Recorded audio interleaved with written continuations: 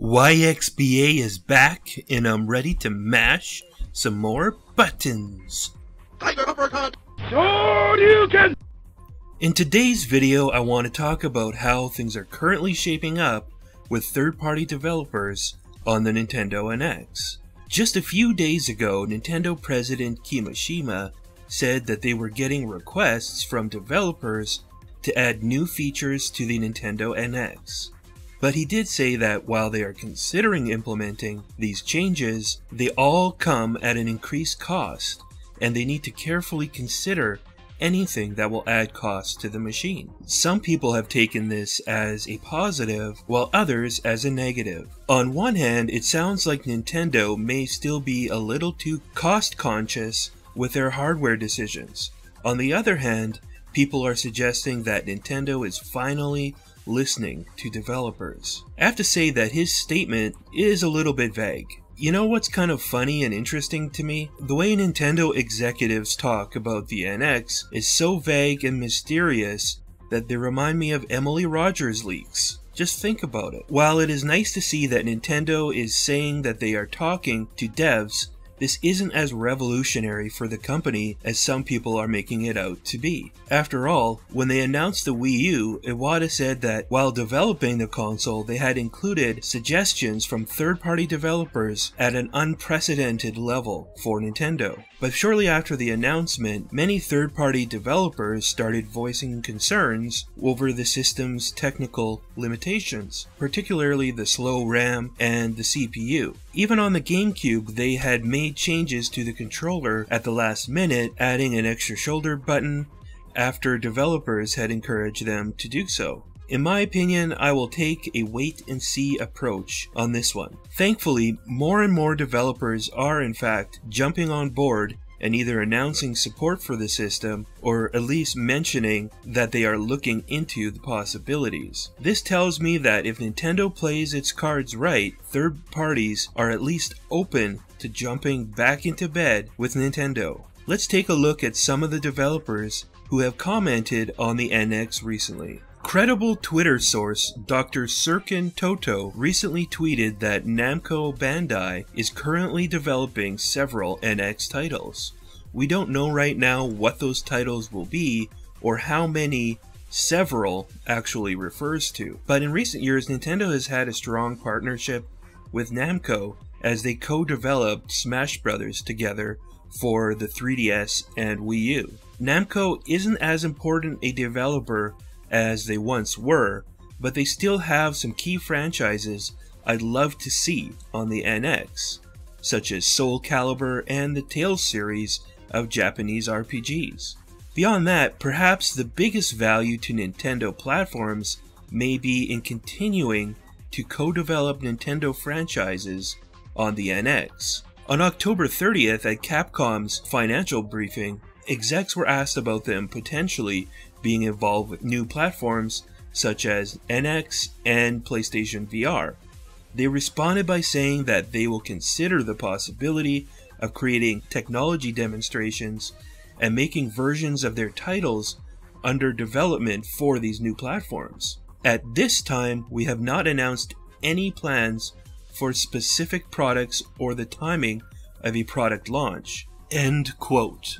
Getting Capcom on board would be huge in my opinion, especially after it was recently reported that they are working on a brand new entry into the Resident Evil franchise, which will take the series back to its horror roots. Whatever they do with the franchise, please don't put co-op in it, or at least don't force it as a part of the game, even when you're playing alone. In Resident Evil 5, the only value that Sheva really added to the game was when you robbed her of all of her weapons and used her purely as extra storage capacity. Trust me, if you were annoyed by that game, go through and play it again that way. Electronic Arts was rumored to have had secret meetings recently with Nintendo where they were said to have discussed Nintendo's marketing plans and how they could potentially bring support to the system. Publicly, they've made nothing but vague comments, such as they will support the system if it makes sense. When you think about that statement, it's the equivalent to having said nothing at all. On April 28th, Koei Tecmo confirmed that they are developing NX titles at their financial presentation. This is good news, but not unexpected news, as the Wii U had pretty good support from them to begin with. Their support ranged from Hyrule Warriors to Ninja Gaiden, and I would expect their support to continue at or above these same levels. Level 5's CEO, Akihiro Hino, recently expressed interest in bringing games over to the NX, such as Yokai Watch, Professor Layton, and Fantasy Life. That's a pretty good start, but I'd love to see them bring some of their larger titles over as well, such as Ni no Kuni 2. Nippon Ichi recently said that they were looking into supporting the Nintendo NX. And if you're anything like me, you're asking yourself, who or what the heck is Nippon Ichi?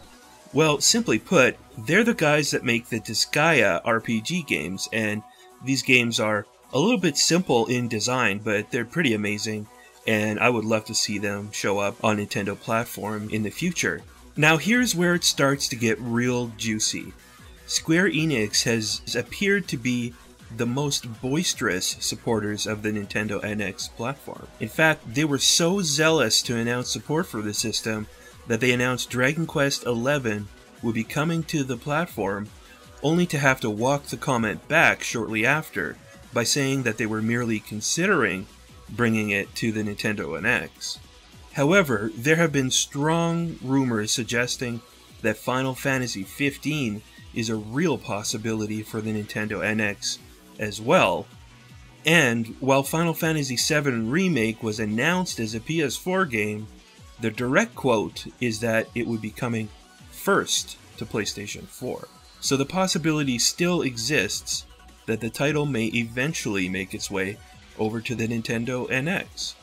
And of course, they're working on a gorgeous new Kingdom Hearts game as well, which I personally believe would sell much better on the NX than the Xbox One, which it has already been announced for, in addition to the obvious PlayStation 4. Take-Two was recently asked about supporting upcoming platforms, including the NX, and stated that they will go wherever the consumers are. That could mean one of two things. It may mean that they will focus where the most consumers are, or simply that they will bring games to all platforms so long as there is a decent-sized market for it. We will have to wait and see on this one. I'm not a big fan of the GTA franchise, but the thought of a Red Dead Redemption game on the NX makes me foam at the mouth. So what about everybody else? Perhaps Nintendo's closest partners are more likely to respect Nintendo's wishes in remaining silent right now. Activision, Sega, Ubisoft, and Warner Brothers have all remained silent on their support of the Nintendo NX, but they all did support the 3DS and the Wii U to some degree. While a lot of this does seem like good news, we will have to keep in mind that Nintendo platforms have typically received decent support early on, only to have that support dissipate if the system doesn't sell well. The key isn't who will be on the platform on day one. Much more important than that will be to see what kind of support this system is receiving 2 or 3 years from now. That will be the real test of champions for the Nintendo NX. This has been Colin Unger, reminding you to keep your thumbs glued to YXBA, and always remember to select Start. If you enjoyed this video, click like and subscribe.